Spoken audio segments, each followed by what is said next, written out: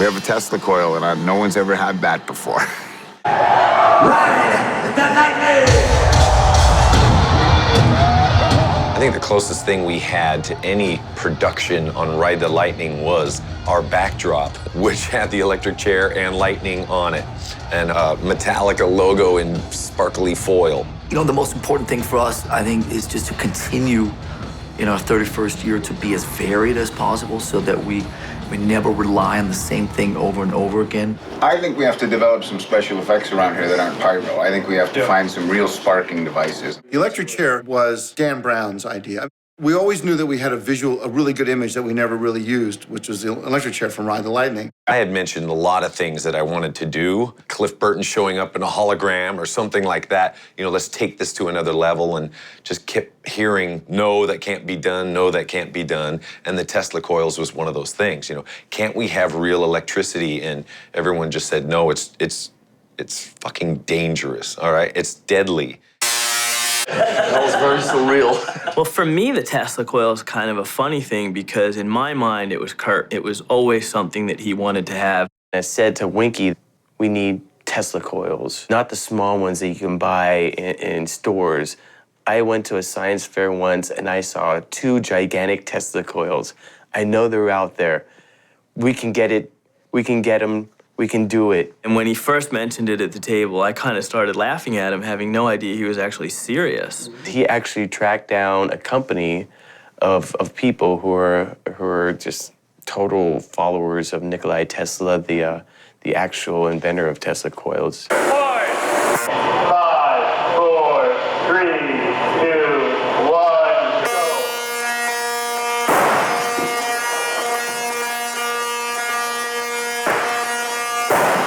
Everybody was absolutely knocked out. I mean, it was just like, oh my God, we can actually do that.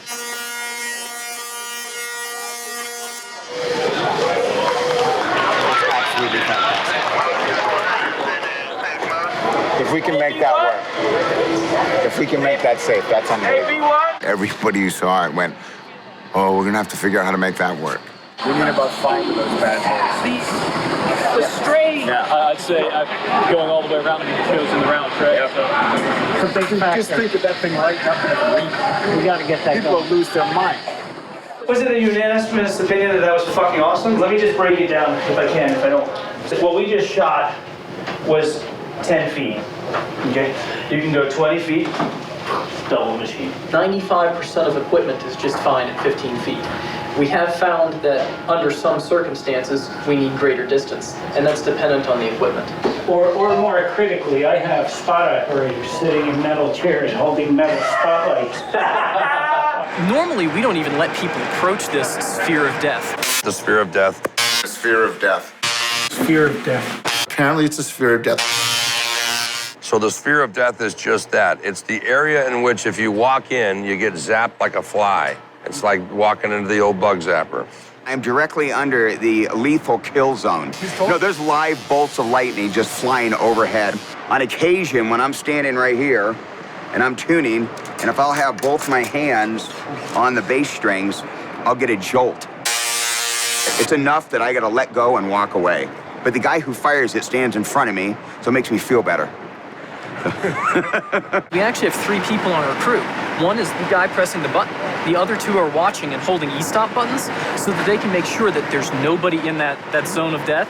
And there's a guy sitting down there. You know, he's like, okay, okay, okay. And if, you know, it's not okay, you know, get out, you know.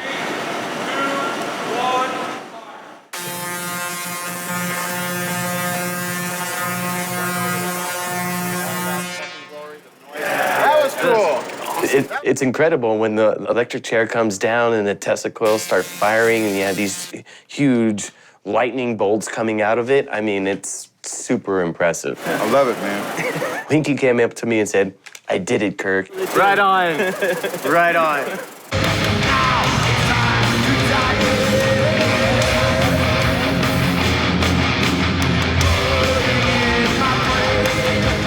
I mean, it's great. Causes some problems with the rest of the electronics in the show. You know, no one ever figured that a Tesla coil would fry equipment, but it does. when the lightning was going off. Tesla was going off. So was the bass. Yes, I know. So are the guitars. Second we turned it on, shit, everything went berserk. I mean, the PA went off, the crackling, the banging, the popping. We were lucky we didn't actually break it. We had to poke around. We were on a digital distribution system. We went analog for that one song. We had to move a lot of stuff from under the stage. I am amazed, to be honest with you. We've actually got it clean.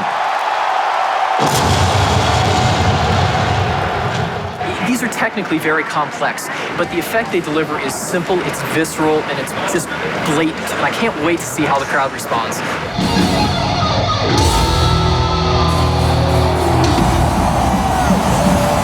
Right, the lightning part, the Tesla coils and everything, it was fantastic. The PA went out, of course, and at one point I couldn't hear anything, but I just kept on playing because I knew something was coming out.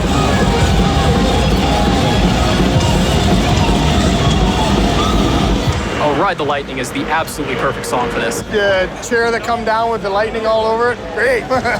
Ride the Lightning, it's still my favorite. Electric chair! The best, lo mejor! Ride the Lightning, man. That's incredible, man. I can't believe it. It's just huge and spectacular. Right on.